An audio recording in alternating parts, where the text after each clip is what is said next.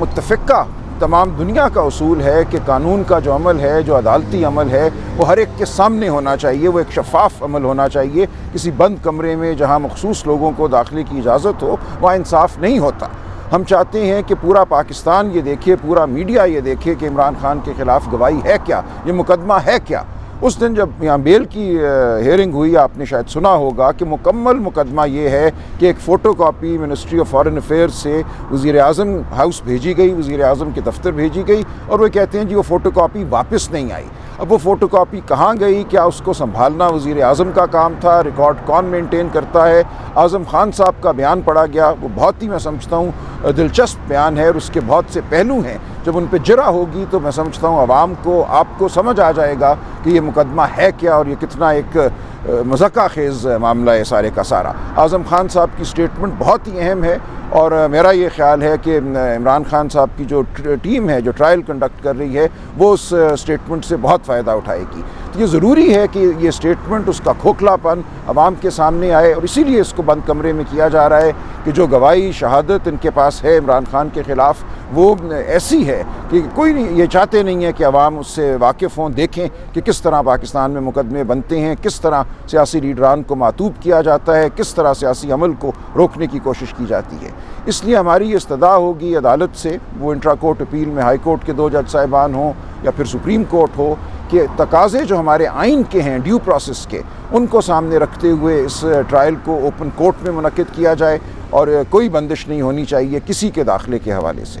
اسد مزید صاحب کا اور اعظم خان کے بیان کو آپ کیسے دیکھیں؟ ملزم کے سامنے آئینی طور پر ریکارڈ ہونا ضروری ہوتا ہے، اگر وہ ریکارڈ نہیں ہو تو اس کو قانونی کیا حیثیت ہوگی؟ دیکھیں یہ تکنیکی معاملات ہیں، ان کو عدالت میں ان کی بحث کی جائے گی، لیکن ایک لمحے کے لیے اس بات کو چھوڑ بھی دیں، وہ بیانات بذات خود میں سمجھتا ہوں ایسے ہیں کہ ان سے یہ مقدمہ ختم ہو جاتا ہے عمران خان کے خلاف۔ ان بیانات کو جب پڑھا جائے گا، جب ان پہ جرا ہوگی، تو آپ دیکھیں گے کہ ان بیانات کے نتیجے میں یا ان کے اوپر انحصار کرتے ہوئے کسی صورت عمران خان کے خلاف کوئی جرم ثابت نہیں کیا جا سکتا۔ FIA نے جو موقف اپنایا عدالت میں بل کے کیس میں کہ کون سا جو خط ہے وہ کلاسیفائڈ ہے اور کون ڈی کلاسیفائڈ ہو سکتا ہے، اس کا فیصلہ وزیر اعظم نہیں بلکہ فارن آفس کا جو ایک متعلقہ آفیسر ہے تو وہ کر سکتے۔ تو قانونی حوالے سے کیا کہتے ہیں کہ وزیر اعظم یہ فیصلہ نہیں کر سکتے کہ دیکھیں یہ اپنی جگہ بحث ہے کہ آئین جو ہے، آئین کے تحت وزیر اعظم کا ایک حلف ہے جو آئین میں درج ہے، اس حلف کے مطابق وزیر اعظم نے یہ فیصلہ کرنا ہے کہ کون سی چیز عوام کو بتانی ہے، کون سی چیز عوام کو نہیں بتانی۔ لیکن یہ معاملہ وہاں تک جائے گا ہی نہیں، یہاں مقدمہ صرف اتنا ہے کہ وہ فوٹو کاپی واپس نہیں آئی۔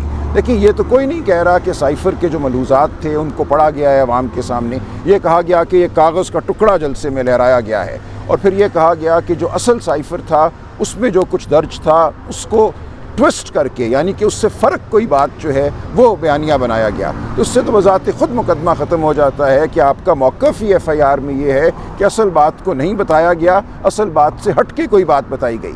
جب اصل بات بتائی ہی نہیں گئی تو پھر کس راز کو ظاہر کیا گیا عوام کے سامنے؟ جس پہلو سے بھی آپ اس مقدمے کو دیکھیں گے یہ مقدمہ ڈھیر ہو جائے گا۔ سر PTI کے ایک سینئر وکیل کہتے ہیں کہ عمران خان کا جو مقدمات ہیں وہ ملٹری کورٹس میں چلیں گے، تو اس حوالے سے کیا آپ کے پاس کوئی؟ بالکل غلط ہے۔ ملٹری کورٹس کے حوالے سے ہماری پٹیشن سپریم کورٹ میں موجود ہے، 2-2.5 ماہ اس پہ بحث ہوئی، پھر بندیال صاحب، چیف جسٹس بندیال صاحب ریٹائر ہو گئے، وہ بینچ ٹوٹ گیا، دوبارہ سنوائی نہیں ہوئی۔ اب ہم نے درخواست دی ہوئی ہے عدالت عظمیٰ میں کہ ان مقدمات کو فی الفور لگایا جائے تاکہ یہ فیصلہ ہو ایک دفعہ کہ کیا ایک سویلین کی ٹرائل ملٹری عدالت میں ہو سکتی ہے، اور سپریم کورٹ کے حکم کے برخلاف ملٹری ٹرائلز شروع ہو چکی ہیں۔ ایک کرنل صاحب اور 3 میجر صاحبان بیٹھ کر عدالت کے طور پہ ان مقدموں کا فیصلہ کرنے کی جانب گامزن ہیں۔ ہم سپریم کورٹ سے یہ استدعا کرتے ہیں کہ ان معاملات کو فی الفور سنا جائے تاکہ انصاف ہو اور آئین کے مطابق معاملات آگے چلیں۔ ایک قانونی اگر آپ اپنی رائے دینا چاہیں تو ابھی 3 دن باقی نواز شریف کی واپسی میں، اور ہائی کورٹ اسلام آباد میں اور درخواستیں دائر نہیں کی گئی۔ وہ درخواستیں اگر لگ جاتی ہیں وہ فکس ہونے میں کہ اتنی جلدی ان کو ریلیف مل جائے، اگر نہیں ملتا تو گرفتاری بھی نہیں ہوتی، کیا آپ دیکھ رہے ہیں کہ ہونی چاہیے یا کیسے دیکھ رہے ہیں اس کو قانونی طور پر؟ دیکھیں قانونی طور پہ تو اگر ایک شخص جو کنوکٹڈ ہے اور جس کے حوالے سے عدالت یہ کہہ چکی ہے کہ مفرور ہے، وہ جب بھی دستیاب ہو پولیس کو اپنی حدود میں تو پولیس اس کو گرفتار کرتی ہے، لیکن اگر پولیس کسی کو گرفتار نہ کرے تو آپ اور میں کچھ نہیں کر سکتے۔ عدالت یہ حکم تو نہیں دے گی کہ ضرور گرفتار کرو۔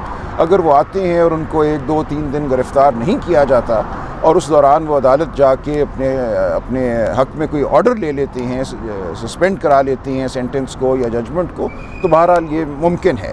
لیکن پہلا مرحلہ یہ ہے کہ جب وہ لینڈ کرتے ہیں ایئرپورٹ پہ، اس وقت کیا وہاں پولیس کھڑی ہوگی ان کو گرفتار کرنے کے لیے یا نہیں، یہ پولیس کی ثوابدید ہے۔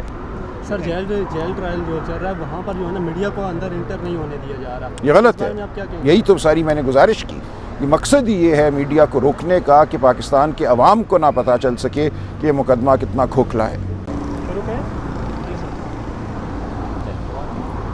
آپ سوال کریں۔ سر جیل ٹرائل کا اسلام آباد ہائی کورٹ سے تو ریلیف نہیں مل سکا، تو عمران خان صاحب کی ہدایت ہے کہ سپریم کورٹ میں چیلنج کیا جائے اور آپ کو وکیل مقرر کرنے کا کہا گیا ہے، کیا کہیں گے اس حوالے سے؟ جی اس کی اپیل ہم دائر کریں گے، یہ فیصلہ آج ہوگا کہ اس کی ہم نے انٹرا کورٹ اپیل کرنی ہے یا سپریم کورٹ جانا ہے، اور میری نظر میں یہ بہت ہی اہم معاملہ ہے، صرف اس ٹرائل کے حوالے سے نہیں، پاکستان کے نظام عدل کے حوالے سے۔ کیا پاکستان کا نظام عدل بند کمروں میں کام کرے گا؟ یہ ایک بڑا